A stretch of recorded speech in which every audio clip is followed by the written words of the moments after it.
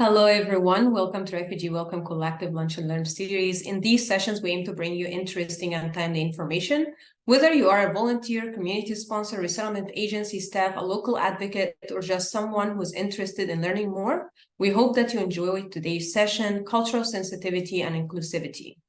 A little bit about Refugee Welcome Collective. We collaborate with partners to provide in-depth training programs, weekly learning sessions, resources, and on-demand technical assistance for sponsors, resettlement agency staff, refugees paired with sponsors, community and institutional partners, and others to support community sponsorship programs across the United States.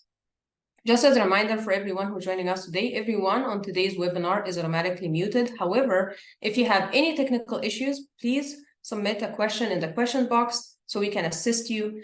If you have any questions during the webinar for our speakers, please drop it on the questions box or in the chat. And at the end of our webinar, we're going to have a time for a Q&A. So please feel free to come off mute and ask your question during that time as well. Additionally, the presentation and any resources and a recording of today's webinar will be sent to everyone tomorrow. And that brings us to our presenters for today. Aranit Shekma Oravi, Director of Diversity, Equity, Inclusion, and Justice with HIAS, and Roxandra Marco, Gender and GBV Specialist with HIAS.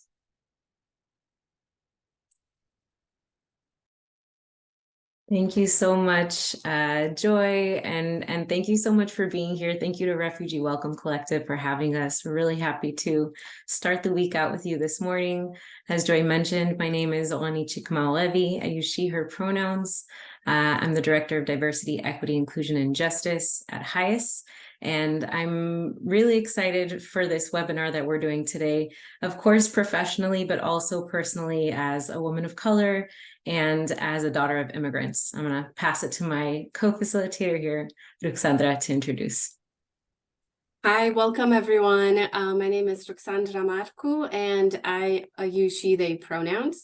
I'm the Gender and Gender-Based Violence Specialist with HIAS, and like Oranit, I'm very excited to be here professionally and personally as well. I'm a former refugee from Romania, and this is all very meaningful work, so I'm happy to contribute to today's conversation on this topic.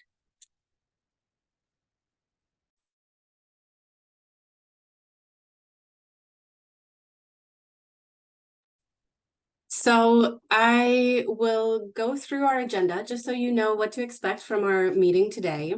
You heard us do our introductions. We will give you a sense of the framing of what we mean when we're talking about cultural humility. And we'll also set some goals for our time together that we will share with you. And then we have three main sections. We're going to talk a little bit about definitions and the language that we're using so that we have a shared understanding of the words we're using and how we're using them. We would like to talk about power dynamics. That's very important when talking about humility and cultural humility. And finally, we'll talk a little bit about listening, building rapport, and building trust, and some tools for doing that. And then we'll make sure to have time for questions at the end. Next slide, please. In terms of our outcomes and goals, and what we would like you to walk away with is a sense of a shared language and definitions, as well as an understanding of how to create a welcoming environment, build rapport, and engage what we're calling empathetic listening. And we'll talk about that. And we also think it's equally important for you to walk away with a sense of knowing what nurturing self-awareness is and looks like, and how to make space for self-reflection. Slide, please.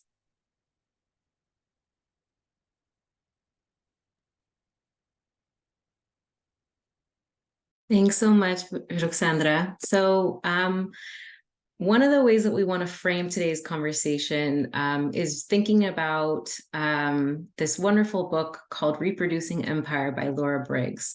And what she urges us that as advocates or service providers in our situation here, providing services to refugees, that we should never use our privilege or our power to quote unquote give a voice to or speak for those silenced by systemic racism or by systems of oppression, or else we're reinforcing that power, we're reinforcing that privilege. Everyone actually already has a voice, right? The issue is not about whether folks have a voice, it's about whether it's being silenced explicitly and systemically. So it's incumbent upon us, it's really our role to use our platform to provide our communities with the necessary tools so that they can speak on behalf of themselves and be heard, right? Not speak for them, but to give them those tools so that they can speak on behalf of themselves. Next slide, please. We also draw on the wisdom of bell hooks. If you're familiar with bell hooks, a prominent Black lesbian feminist, in her work Teaching to Transgress, she is mostly addressing teachers and educators, but she also says this really applies to anyone who identifies as a helper in any context. And she urges us to focus on ourself first. That focus on self-realization and growth has to come before focusing on helping others. Right. And for all the reasons we can imagine, if we are hurting, we can't help others. If we're not aware of our biases, we can't set them aside or interrogate them. Right. All that focus on self has to precede helping others in any context. And I would ask us to think of this as if the classroom is a mirror to our space in our context of refugee resettlement. What does it mean to apply bell hooks' suggestion here of focusing on self and dismantling that power dynamic that's part of a classroom space, right? That can be also present in our refugee resettlement spaces where you have, the teacher and student. There's that power dynamic. There's a hierarchy. There's an implicit giver of rules and follower of rules, right? So how do we not bring that dynamic into our work and work to seek a different model for support? Slide. So this brings us to what we're calling cultural humility, and having cultural humility helps us do away with some of that power imbalance and power dynamic, right, in any given context. And we provided a definition here for cultural humility, which we're saying is a lifelong commitment to self-evaluation and critique, to redressing power imbalances, and to developing mutually beneficial and non-paternalistic partnerships with communities on behalf of individuals and defined populations. So I'll pause to let that sink in a little bit. The goal is that ongoing self-evaluation and critique, right? It's never complete, it's never done. We're doing it always in order to dismantle power imbalances, especially when we're developing relationships with those that we are in partnership with of any kind. So we're not falling into these patterns that you've heard called paternalistic or colonial or hegemonic, or any of these terms that we sort of use to say something. There's right, again, there's sort of a giver of rules and a follower of rules, or a giver of a narrative and others who try to mold into it. We think cultural humility and this idea of what it looks like is very important because it allows us to really trust in the idea that people are the experts of their own lived experience, right? All of us are, and so are the people we're working with, and that everyone really knows best what they need for themselves. I added here to the slide that it's a process of ongoing rededication, which is something I tell myself often. It's never done, and if I mess up, it's okay. It's just the process of always coming back, returning to this belief, right?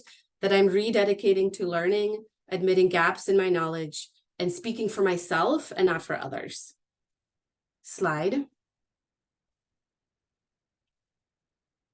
Why is this important? For all the reasons stated, but also to keep at the center of what we're doing and how we're framing things, the following sort of approach, right? I am open and curious as to who you are and what you need, versus, or rather than, I already know who you are and what's best for you. We don't want our service providers ever to feel that way, right? If we think about going to a doctor's office or in any space, we want to be heard and listen to. We don't want someone to assume they already know who we are and what we need from them. Slide, please. I'll pass to Oranit here. Thanks, Ruxandra.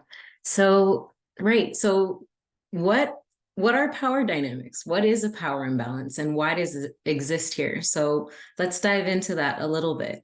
And why is there a power imbalance between a service provider and a refugee, right? So let's think about it. The service provider is providing systems, providing connections, maybe referrals, and could have the power to decide, you know, as we were mentioning earlier, right? What's the best course of action? Again, so there is some power there in deciding, you know, what information are you sharing with the person you're providing this information to?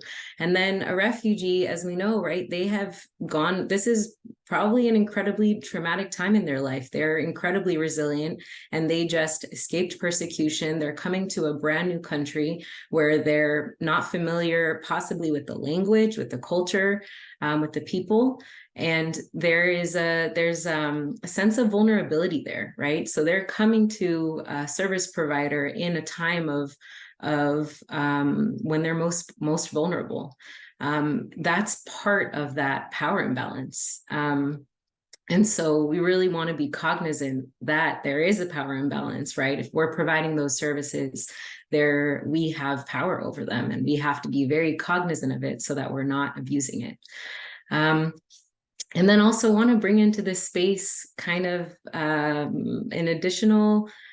the concept of implicit bias, which is the way in which our beliefs and our ideologies are things that we default to, right? They're things that we default to based on our education, our upbringing, what we learned in school, maybe our family beliefs. Believe it or not, what we learned and what we see on the media, right? So even if we don't have experience with a particular group of people, but we see certain things on the media, that is going to impact the way that we then interpret things and view things, and it becomes unconscious, which is why implicit bias is also known as unconscious bias. And so essentially, these are contexts and narratives of our life that inform the way that we think about things, especially when we're needing to, you know, quickly retrieve information. So it's not objective, it's quite subjective, in fact, and not a fact or a truth. So the neurology behind implicit bias is, I love this fun fact, I nerd out on this a lot. At any given moment, right? At any given moment, our brain is processing 11 million bytes of information. I'll say that again. Our brain at any given moment is processing unconsciously 11 million bytes of information. But consciously, our brain can only process 40 bytes of those 11 million, not 40%, just 40 teeny tiny bytes out of those 11 million. So that begs the question, how are we processing so much information at any given moment? Well, our brain is going through a process of categorizing and filtering and putting huge amounts of information into buckets. And it does that based on, right, those beliefs, those ideologies, the things that we've seen in the media. And that's really the only way that our brain is able to function without having a traffic jam, right? So what this does is it really leaves a lot of error for our implicit bias to be driving the car here, right? And all of us have implicit bias. We're raised and conditioned in a society that is anti-Black, that is homophobic and transphobic and Islamophobic and anti-Semitic, and all the different systems of oppression that, you know, there's so many more that I haven't even named, right? So all of us have implicit bias because it's the way that we're raised, and it's in the water that we drink, which is why it's so extra important that we, you know, work in moments to pause and reflect so that we're making sure that we're catching ourselves.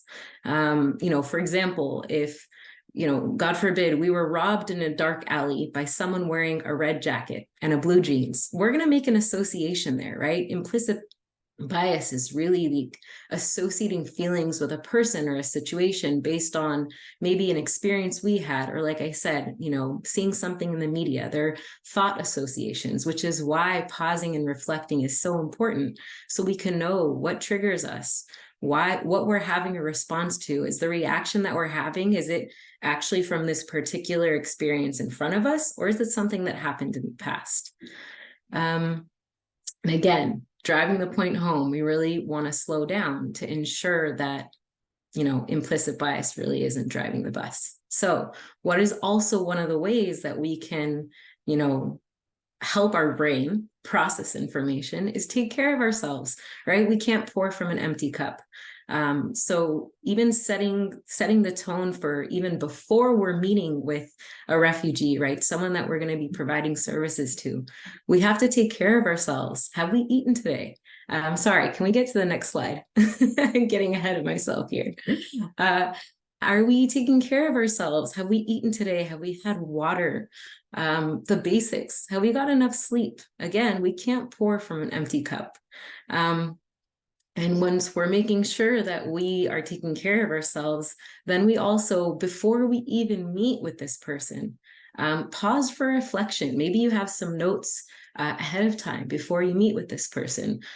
Read those notes, think to yourself, pause and reflect, like what thoughts or feelings are coming up for you? Are there any assumptions that you might be making? Really pause to think about those, right? And the point is that you want to avoid stereotyping. So, a lot of times, I think in the world, but also in the refugee context, there's an assumption of what a family makeup looks like, right? That it's a heteronormative, a mom and a dad and maybe a kid or two, right? And there's this assumption that there's no LGBTQ members, or maybe there's no LGBTQ members based on a particular religion. No, right? That's an assumption, and it's also stereotype.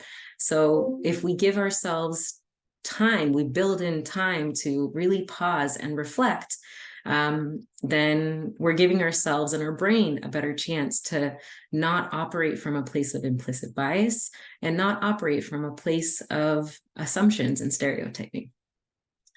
All right, so we're going to do a fun word cloud now, make this a little bit more interactive. So if you can go ahead and either join this Slido at slido.com, and you can add in that number, or you can get the QR code right there. We're really interested for you to answer the question, what would make you feel safe and welcome when entering a new physical space? And the word cloud will just auto-populate in live time.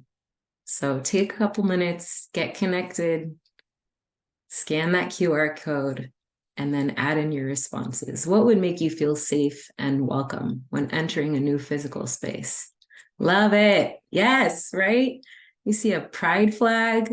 Me as myself, as a queer and lesbian woman, I definitely want to see a pride flag. Maybe I'm going into a doctor's office. Gentle lighting, absolutely. An honest smile. I love this. People who look like me. Yes, I love this one. Representation, right? I want to see folks who can reflect back me and maybe my identity or my background. Empathy, a smile and greeting. I love these. Warmth. These are amazing. Exactly. Oh, we got some more. People who look interested and welcoming, absolutely. Plants, windows, natural light, absolutely, right? This is definitely part of creating a welcoming space, the physicality of it, even before we get to talking. What else do we have here? This is wonderful. Kindness. This is wonderful, right? Really thinking, how can we create that physical space that's warm and welcoming and inviting before we even open our mouths? Wonderful. Thank you so much. And I'm going to pass it on to Ruxandra. Next slide, please. Thanks, everyone. Thank you all for participating. I loved seeing those words pop up, and I'll just share. It's so funny that the pride flag was also the first one that popped up, because I shared this with Oranit earlier today when we created that slide. I was thinking of what it would be for me, like what do I stand for in an environment? And that's totally it. It's a pride flag. And then I thought, well, maybe that's too leading. So I won't put any imagery that informs you all what you put in there. And so I love to see that that was also there for you. Also, representation stood out to me, right? And I think what's important when creating spaces where people feel seen, if you don't have the staff, or if you're a group of volunteers, if your group of individuals doesn't provide that representation, being really mindful of where it is in images, right? Something that I'm often noticing when I go into like doctor's offices or pediatrician offices, and they have a bunch of babies up on the wall. Are they all white babies?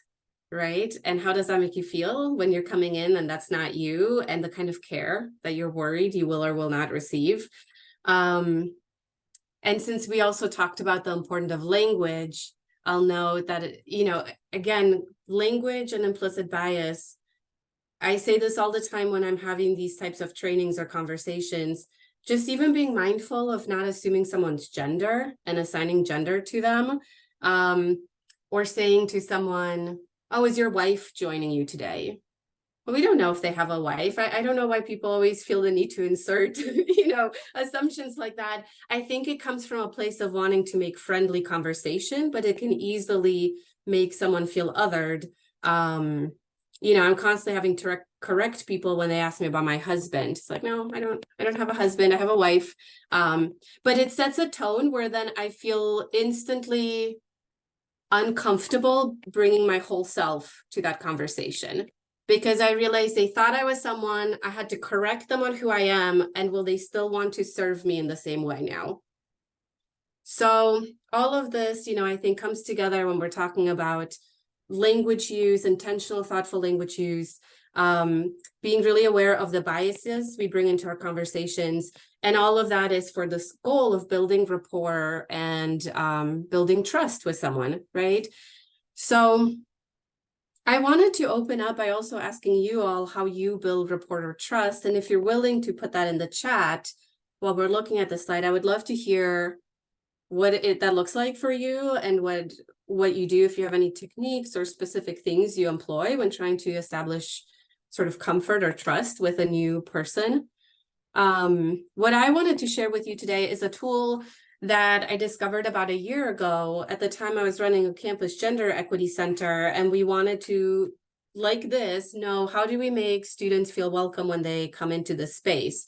And, we could have done just your typical focus groups, or you can do a survey. But I learned about this practice called empathy interviewing, where the goal is not to ask people specific questions, where you're sort of already guiding them to either pick from a multiple choice answer, so you're predetermining the answers, or you're just sort of nudging them into yes or no questions. Empathy interviews are intended to, they're sort of like oral interviews. They're intended to get someone to share free form about who they are, or something that's important to them, or a value, with the listener guiding it and massaging it as little as possible. So with empathy interviews, you might just ask open-ended questions such as, tell me about a time you felt safe, or tell me about an experience that left you feeling confident in yourself. Tell me about something that makes it difficult to reach your goals.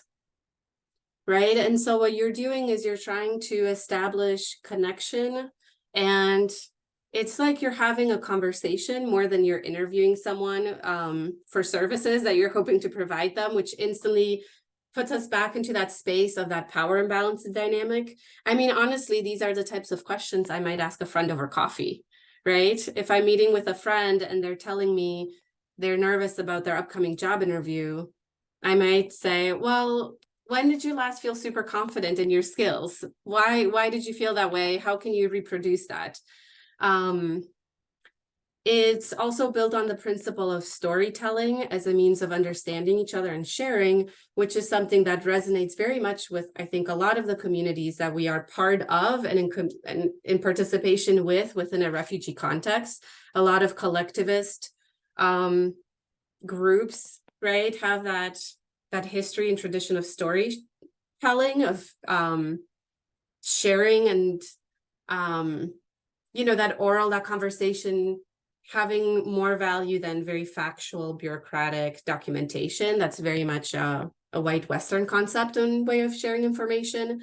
And so this is just a tip that I thought I would share with you all today as we're talking about cultural humility, because I think it does require us to really step back from guiding a conversation and centering ourselves and really just actively listening to someone and being comfortable with not knowing what information will come up, which can be scary or tricky, right?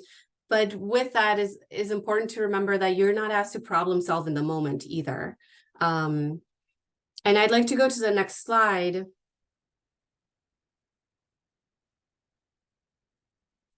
And add that what is also really key with this kind of conversation or storytelling technique is to really be able to sit and be mindful of what comes up for you when the other person is speaking. So if you're asking an open-ended question and a story or an anecdote is shared, and suddenly you feel yourself becoming agitating and wanting to jump in and provide a solution or share your own experience with that, that's a very natural instinct. I have that impulse all the time. And it takes practice, but it's really important to be able to pause and reflect and think about what's coming up for you as you're listening to the speaker sharing info with you, right? What's coming up for me? Why am I having this intense reaction? Oh, that's so interesting, right? And just sort of non-judgmentally being aware of what's coming up for you. Maybe writing stuff down, taking a note, taking a beat, not feeling the need to respond right away, and maybe even asking, do you just want me to hear this, or do you want help, right? Is this something you just want me to know about, or would you like some resources? And giving the speaker the chance to dictate where it goes from there. This is also what we call survivor-led principles within the work of gender-based violence, where you are listening to someone tell you something, and the assumption is not that they want you to take an action next, but that the speaker, the survivor, as we call them in GBV work, they're leading the process. And sometimes all they need is a listener. Sometimes they're ready to take a step. They're, again, the expert in their own experience. They know what risks they're able to take at what point in time. And we must be able to resist that urge to want to set the pace, decide what comes next, give that advice. All of this is part of that cultural humility and self-reflection. And then the pausing, right? That Oranit was telling us about, not letting our biology take over, just really pausing. Next slide, please.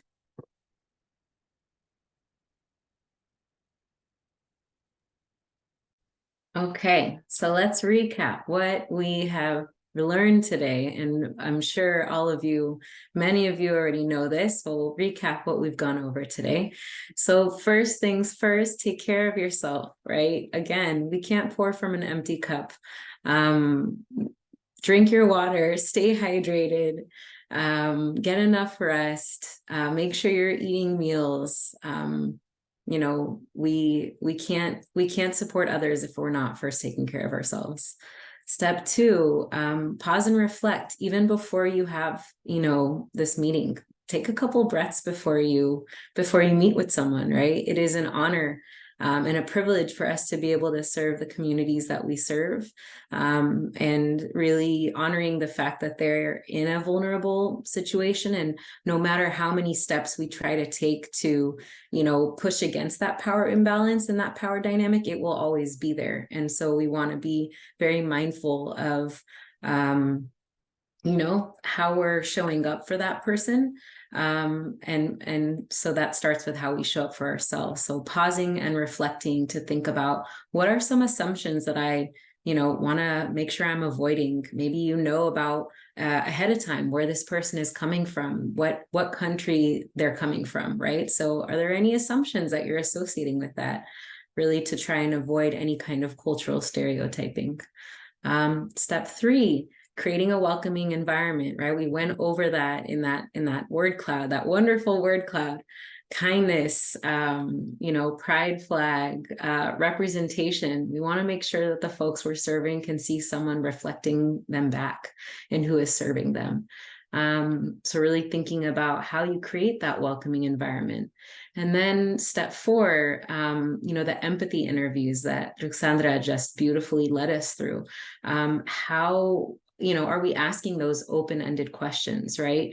Because essentially what we're trying to do through all of that is create an environment in which it's a safe space for disclosure, right? That the person you're speaking to feels safe to be able to share, so that then you can provide them with tools and referrals and whatever systems or tools you have at your disposal.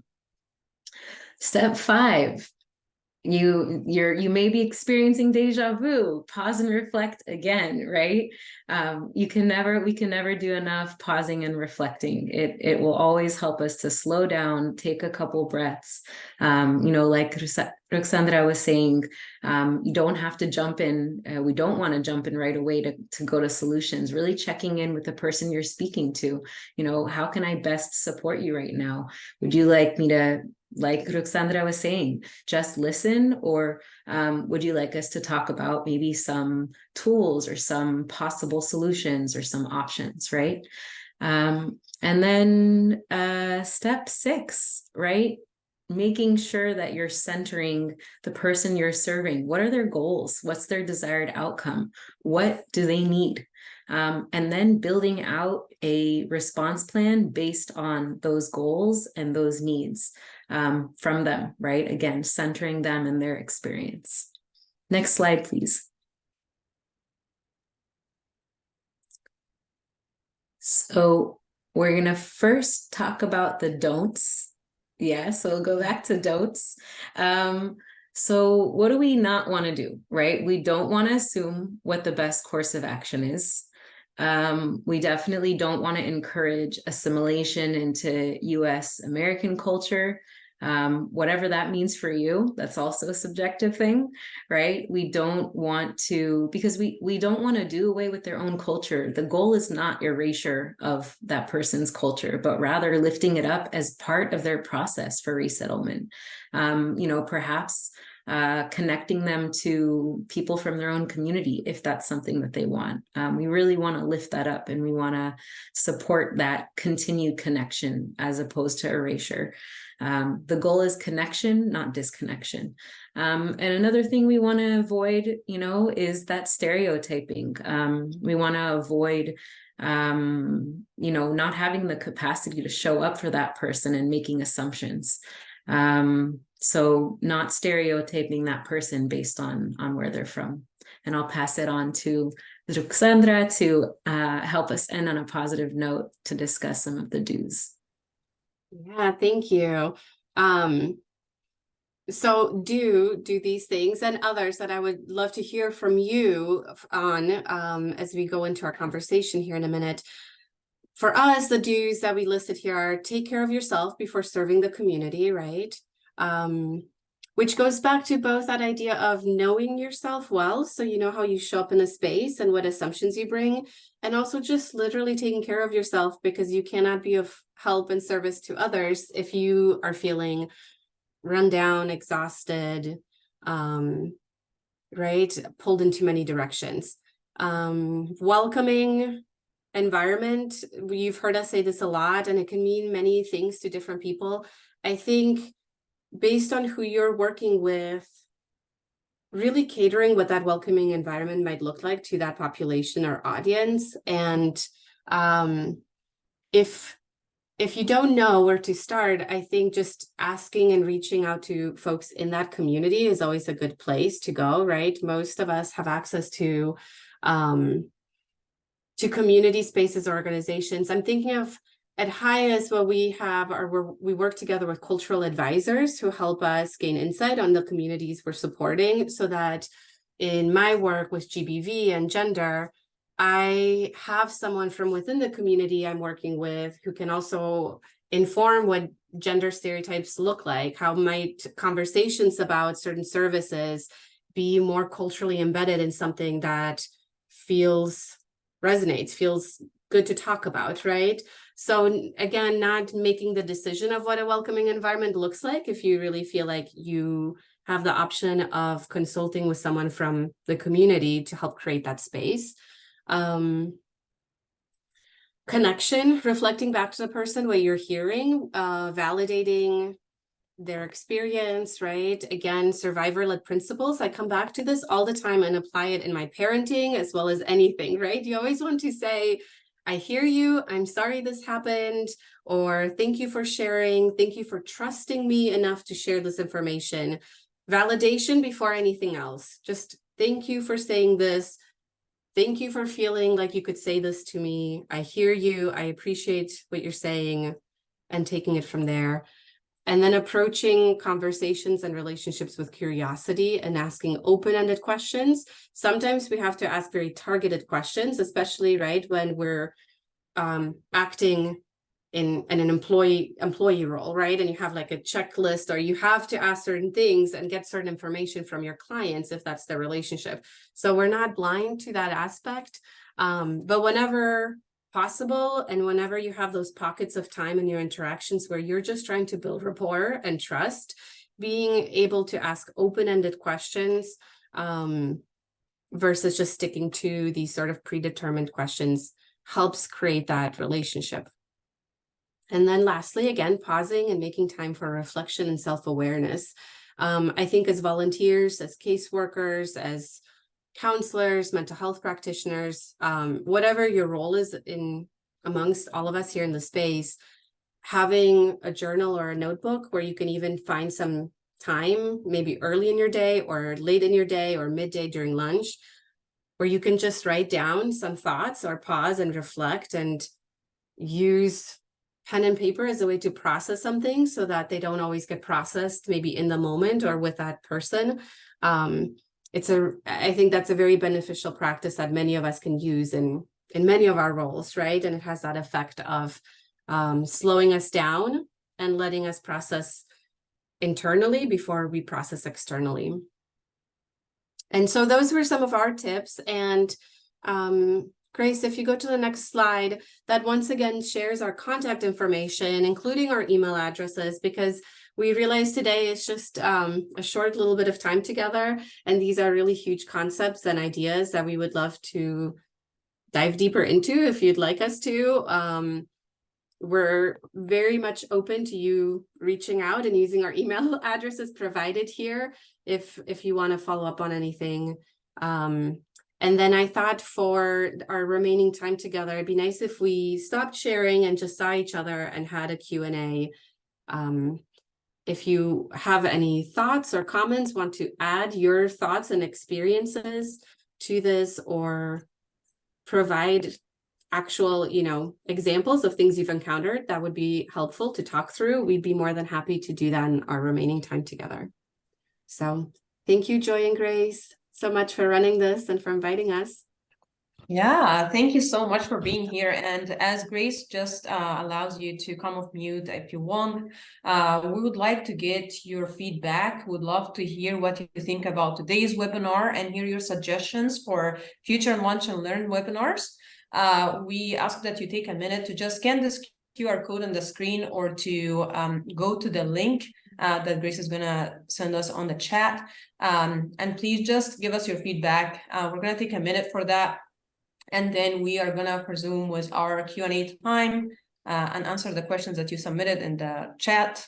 And again, please feel free to come off mute. This is meant to be an interactive place, so feel free to come off mute or drop your question in the chat and ask the question that you want, or even some comments or experiences that you had, some good practices, some lesson learned. And I'm going to take some time to just talk about something that our presenter shared with us today is, you know, if that's something that they want. I feel like these words stood out to me so much. If that's something that they want, because many times we kind of assume, right? We come from this stereotype with not knowingly, you know, it's not like you're intentionally trying to stereotype someone. But let's say they are coming from a country where they were persecuted because, let's say, they were LGBTQ, and then the first thing that you do, they come to the state and you want to introduce them to their community that they were running away from because they don't accept them.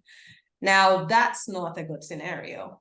So really looking and getting to know them, asking the open-ended questions and letting them write their own stories, while being there to support them, not to write it for them, but to listen to them and be an active listener.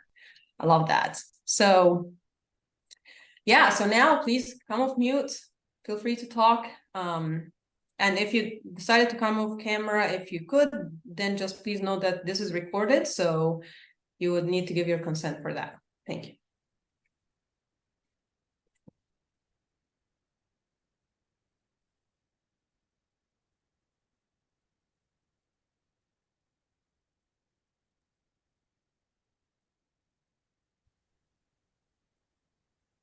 Joy, I appreciated your example just now because it made me think of impact versus intent versus impact, right? Which I don't know how familiar folks are with this concept, right? But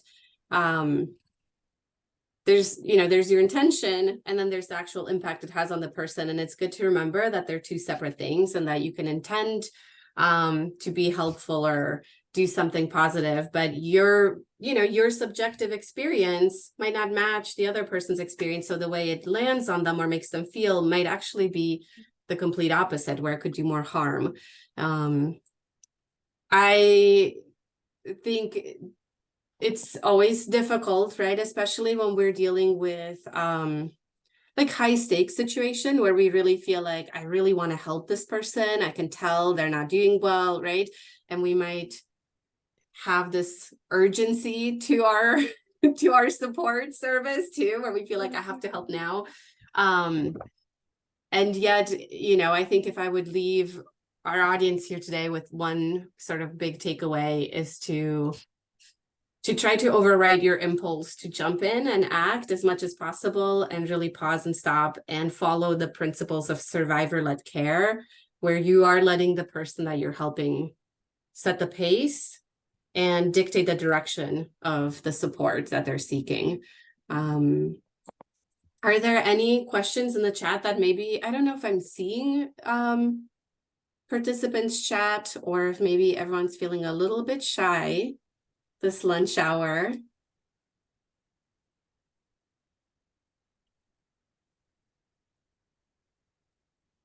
I can ask a question as our participants share their comments or ask the questions. Alexandra, you shared something when you said, if someone is asking you about how's your husband, and you said, that's for me, they already assume they have a husband, now I have to correct that and correct or feel like how. So what questions do you think would be best for our participants to ask the families to address these things correctly without making them feel or think that there's already a presumption from their end that, Yeah, I mean, I think when it comes to asking sort of like personal identity questions, the more open-ended your language or the more general you can keep your language, the better, right? Like if you can ask people about their spouse or if they have a partner, that allows them to then share with you who that is. With children, I think it's always nice to say your parents or your caregivers, because we have everything from unaccompanied minors to children who come with maybe relatives that are removed. Their parents might not be with them. Their mother might not be with them, which could be a very painful situation. So asking, where's your, are you with your mother? Or anytime we can sort of create, I think, room for the person to tell you who they are versus us putting words into their mouth is always really great. And then I think with some cultures too, there are certain rules of engagement of who can ask what about family members. I say this, as I noted earlier, we have the tremendous privilege of working with 3 cultural navigators at highest in our GBV work, one for representing Congolese, one representing the Ukrainian, and one representing the Afghan community. And they recently put together a toolkit for us that really breaks down talking about gender and gender stereotypes and familial roles within those cultural contexts. And like for, according to the toolkit, in an Afghan context, a man might not want to ask another man about women in the family because it's seen as an overstepping unless there's a certain level of familiarity and intimacy, right? So these sort of understood cultural norms also play a role in our interactions. And so I would say, you don't want to be afraid to ask people questions, but the more you can be thoughtful and open in your questions, letting people fill in the blanks versus being very specific, I think that works. I think it works to create gender inclusivity, LGBT coverage, right, for you, as well as it addresses a lot of different cultural nuances that you might not know you're stepping around or stepping into. I'd love to hear from others, though, on this point of how you navigate language and cross-cultural communication when you're supporting someone, and if there are things that you've run into that would be helpful.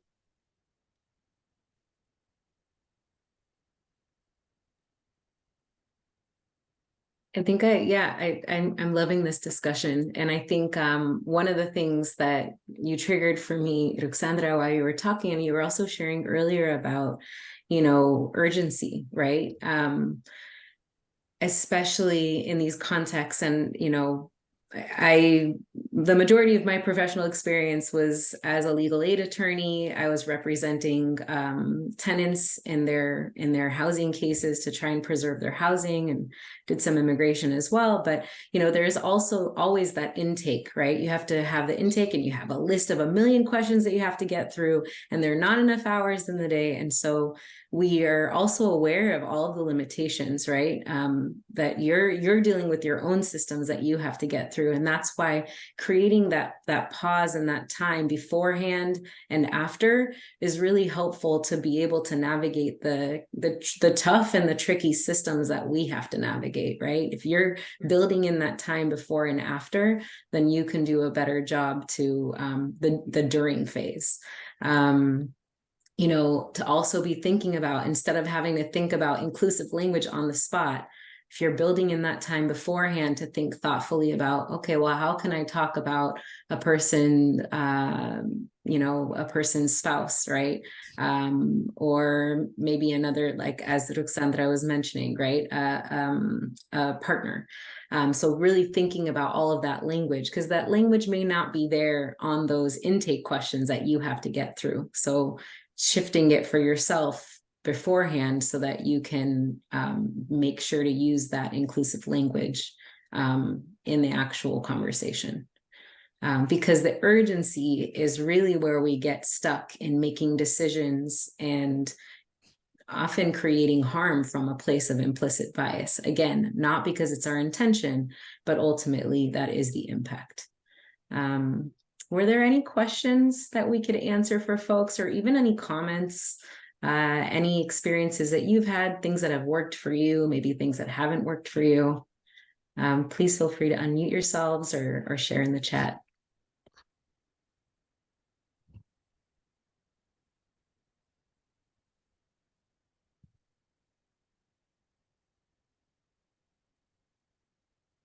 It is Monday morning. Or, well, for me, I'm in California, but yes, Monday afternoon for some of y'all.